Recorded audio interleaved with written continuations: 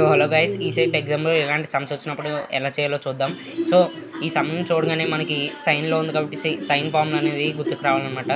So sine formula ఏంటంటే sine theta into sine 60 minus theta into sine 60 plus theta equals 1/4 into sine 3 theta.